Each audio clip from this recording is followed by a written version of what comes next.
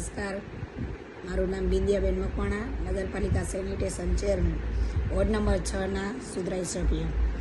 આજરોજ મારે આવાસ યોજનાની પ્રજાને એ જણાવવાનું છે કે આપણે આવાસ યોજનામાં જે પ્રશ્ન હતો એ આપણે આ બોર્ડ નહીં ને એના આગલા બોર્ડમાં ઠરાવ કર્યો હતો. બધા નગરપાલિકાના સદસ્યોએ એમાં મત આપેલો હતો અને ઠરાવ મંજૂર થયો છે કે આવાસ યોજનામાં જે લોકો રહે છે કે જેના માલિકીના હતા એ તો એના માલિકીના જ છે, પણ જે ભાડે રહેવા આવ્યા હતા અને અમુકે વેચાતા લીધા હતા, તો જેને વેચાતા લીધા હતા એના નામ ઉપર કરવા માટેનો એક ઠરાવ કરવામાં આવ્યો છે, એ મંજૂર થઈ ગયો છે.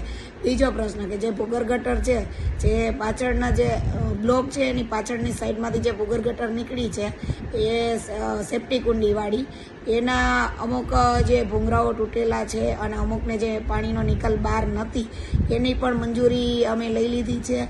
અને બીજું કે જે આપણે ત્યાં આવાસ યોજનામાં એક હોલ છે એ હોલનું પણ રેનોવેશન કરવા માટે મંજૂરી લઈ લીધી છે.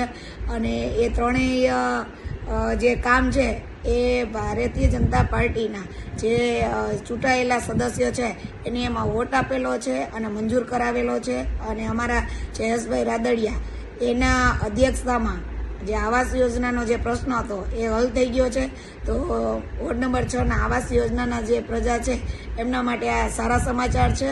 વિડીયો મારે એટલે બનાવવામાં આવ્યો કે પ્રજા સુધી આ પહોંચે વાત, અને દરેક પ્રજાને અભિનંદન કે પોતે જે વેચાતા મકાન લીધા છે એના માલિકીના થવા માટે એ માલિકીના કરી શકે. અને નગરપાલિકાએ જે કાંઈ ડોક્યુમેન્ટ લઈને આવવાના હોય તો આવીને એ એમના માલિકમાં કરવી હોય તો દસ્તાવેજ પણ કરી શકે છે.